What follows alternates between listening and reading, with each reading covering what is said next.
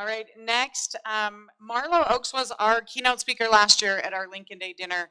Actually, if I say this, it's going to be Marlo. If you remember the speech, raise your hand if you remember that speech last year. It was incredible. We're going to put it on our website. We keep talking about it. I'm going to make sure that it gets on our website so the rest of you can hear it. It was about freedom of speech and how it's so foundational to a society. It is the thing that you must keep if you are ever going to keep freedom. I sat as both like in awe of his prose and also like a college student learning as he was speaking. It was wonderful. And then we found out like that he had just been writing it in the car on the way up here, and I just saw him doing this. And so I gave him the theme of brave that we have tonight. And so I think his remarks are around that. I cannot tell you how wonderful it has been to be associated with Marlo and Elaine Oakes. They are some of the most virtuous people that I have ever known.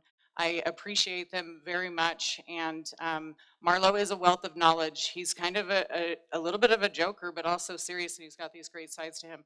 And I'm very excited. No pressure on tonight's speech. Sorry about that. Anyway, please welcome Marlo Oakes, your Utah State Treasurer.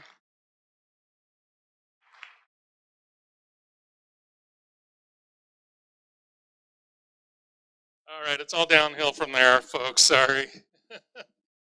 So first of all, I just want to recognize somebody who's been very important in my life and haven't seen her for 50 years. Literally, I'm not kidding. Susan Calder Henshaw, please stand up. Right here.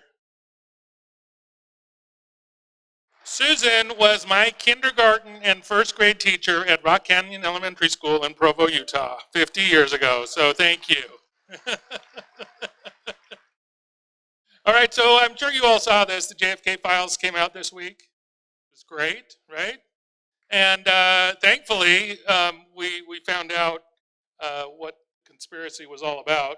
The Babylon Bee was able to reveal that it was actually seed oils that killed JFK. So it was really important information this week. So um, the idea of America has been under attack over the last 5 years, unlike at any other time. And Christy mentioned about free speech. Really, that is the bedrock of America, is our right to free speech. And if we can't laugh, we can't mock, if we're worried about saying something that we believe in and people won't accept it, if we're worried about that, that really is a measure of the health of our republic. Really, you can measure the health of our republic by how many people feel comfortable saying what they really believe in public. And what we have gone through over the last 5 years is really a testament to how close we came to losing America. And so, you think about in 2022, USA Today named Rachel Levine Woman of the Year. And then when the Babylon Bee named Rachel Levine Man of the Year, that was a bridge too far. Same person, man and woman of the year.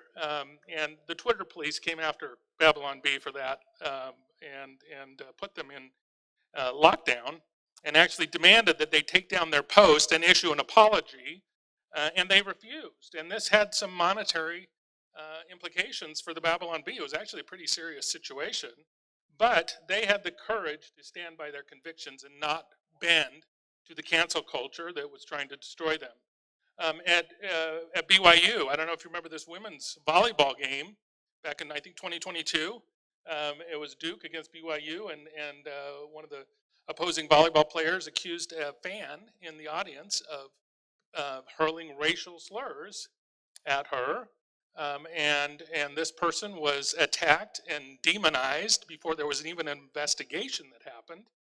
I remember this very clearly because I was working on ESG at the time and fighting back against ESG. And this could easily be used against the state of Utah because, as everybody knows, we're a bunch of racists, right, Burgess? So, we are a bunch of racist religious bigots here in Utah. And clearly, this person at the BYU volleyball game proved that, when in fact that never actually happened. But this young man was demonized in the press. He was told he could never go to any more BYU events. It was very sad, but a lot of damage had been done before any investigation had happened. And we have got to defend the accused. And people in this country are given the benefit of the doubt and until we're innocent until proven guilty. And that is just such a critical part of what we are as Americans. Jennifer Say. How many of you know Jennifer Say? She worked at Levi's for 20 years. She was the president of Levi's brand. She was widely expected to be the next CEO at Levi's in February 2022. She was ousted from Levi's after publicly questioning COVID school closures because as a concerned mother, she saw the damage that was being done to her own children. And she was speaking not as a person of the Levi's management, she was speaking as an individual citizen, and yet her voicing her opinion got her in trouble. And she was told that her views were too controversial. She was offered $1 million severance package to stay quiet, and she turned it down. She said, I quit so I could be free. They asked me to sacrifice my voice to stay in the job I refused. That's courage.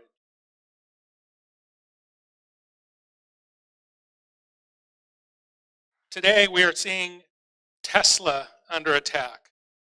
We have a First Amendment so that when you disagree with something, you can voice your opinion in the public square, not destroy buildings and destroy property.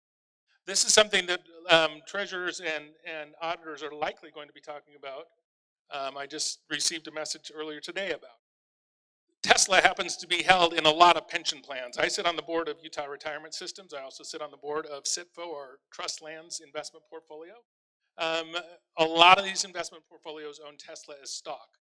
And so when you have politicians that are actively saying, oh yes, go out and destroy a company, and they're okay with destroying a company like Tesla, it has impact on a wide swath of the American population. We are going to bring that to light and hopefully bring some shame to these people who have decided that the First Amendment is not acceptable. They are going to destroy property and try and be heard that way. That is completely unacceptable. We as Americans should not accept that. We need to shame them and let it be heard that we demand in America to use our freedom of expression appropriately and not try to destroy other people.